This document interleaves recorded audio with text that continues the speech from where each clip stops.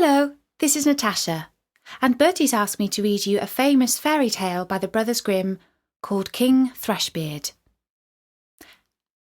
A king had a daughter who was beautiful beyond all measure, but so proud and haughty that no suitor was good enough for her. She sent one away after the other and ridiculed them as well. Once the king made a great feast and invited from far and near all the young men likely to marry. They were all marshalled in a row according to their rank and standing. First came the kings, then the grand dukes, then the princes, the earls, the barons, the gentry. Then the king's daughter was led through the ranks, but to each one she had some objection to make. One was too fat. "The wine barrel," she said. Another was too tall, and long and thin has little in it. The third was too short, and short and thick is never quick.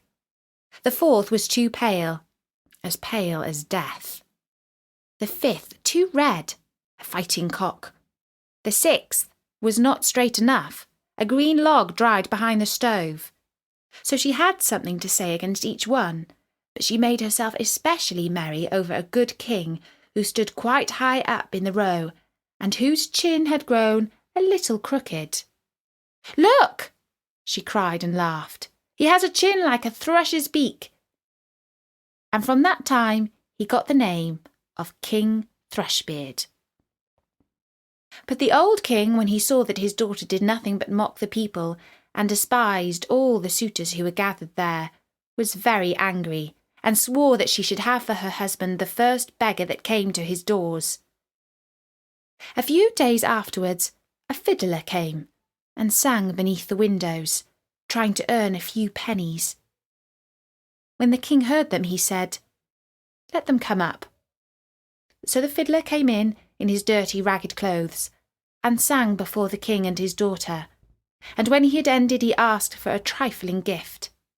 The king said, "Your song has pleased me so well that I will give you my daughter there, to wife." The king's daughter shuddered, but the king said, "I have taken an oath to give to you the very first beggar man, and I will keep it." All she could say was in vain. The priest was brought, and she had to let herself be wedded to the fiddler on the spot. When that was done, the king said, "Now, it is not proper for you, a beggar woman, to stay any longer in my palace. You may just go away with your husband." The beggar man led her out by the hand, and she was obliged to walk away on foot with him. When they came to a large forest, she asked, "To whom does that beautiful forest belong?"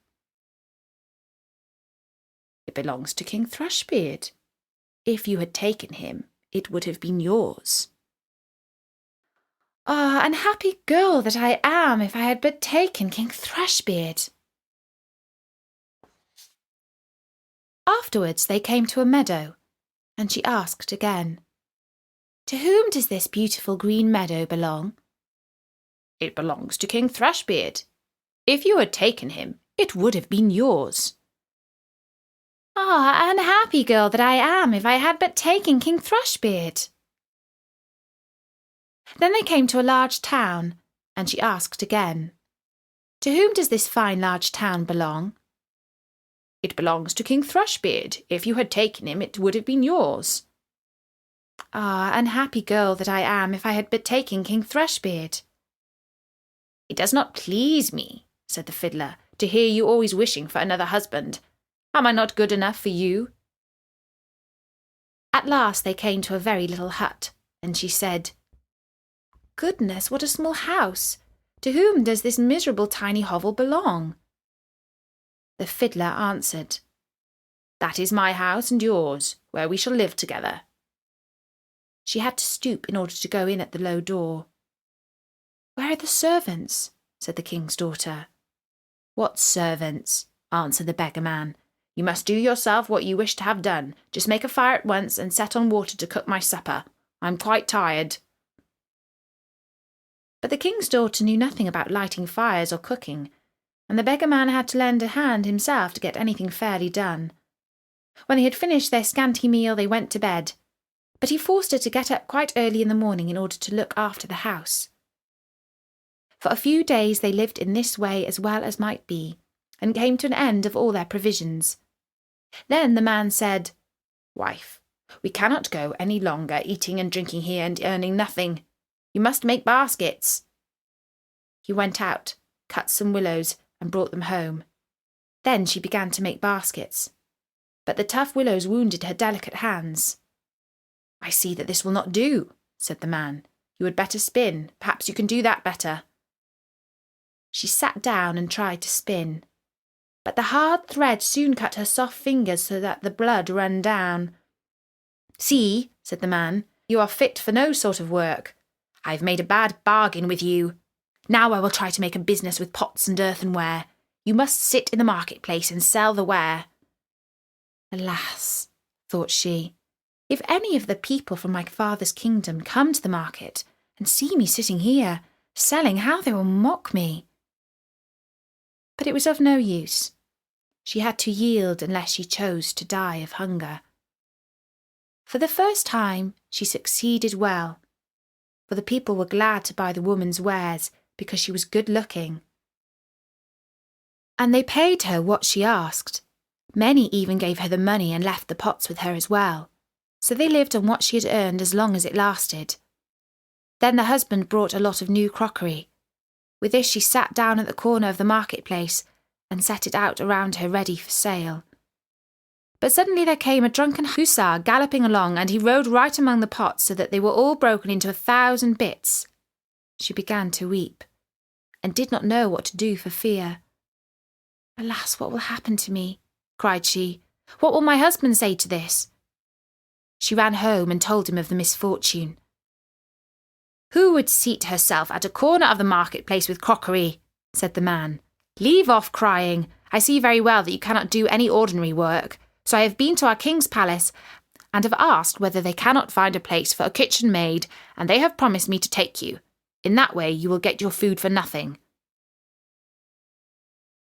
The king's daughter was now a kitchen maid, and had to be at the cook's beck and call, and do the dirtiest work. In both her pockets she fastened a little jar in which she took home her share of the leavings, and upon this they lived. It happened that the wedding of the king's eldest son was soon to be celebrated, so the poor woman went up and placed herself by the door of the hall to look on. When all the candles were lit and people, each more beautiful than the other, entered, and was all full of pomp and splendour, she thought of her lot with a sad heart, and cursed the pride and haughtiness which had humbled her and brought her to so great poverty. The smell of the delicious dishes which were being taken in and out reached her, and now and then the servants threw her a few morsels of them. These she put in her jars to take home. All at once the king's son entered, clothed in velvet and silk, with gold chains about his neck. And when he saw the beautiful woman standing by the door, he seized her by the hand, and would have danced with her. But she refused and shrank with fear, for she saw that it was King Thrushbeard, her suitor, whom she had driven away with scorn. Her struggles were of no avail. He drew her into the hall, but the string by which her pockets were hung broke. The pots fell down, the soup ran out, and the scraps were scattered all about. And when the people saw it, there arose general laughter and derision, and she was so ashamed that she would rather have been 1,000 fathoms below the ground. She sprang to the door and would have run away, but on the stairs a man caught her and brought her back. And when she looked at him, it was King Thrushbeard again. He said to her kindly, "Do not be afraid. I and the fiddler, who has been living with you in that wretched hovel, are one. For love of you I disguised myself so. This was all done to humble your proud spirit, and to punish you for the insolence with which you mocked me." Then she wept bitterly and said, "I have done great wrong, and am not worthy to be your wife." But he said, "Be comforted. The evil days are past.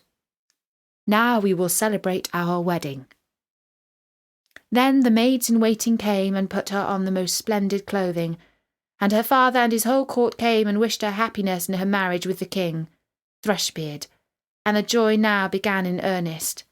I wish you and I had been there too. And that was the story of King Thrushbeard by the Brothers Grimm. Bertie says that this plot is a little bit like the play called The Taming of the Shrew by William Shakespeare. I do hope that you enjoyed it.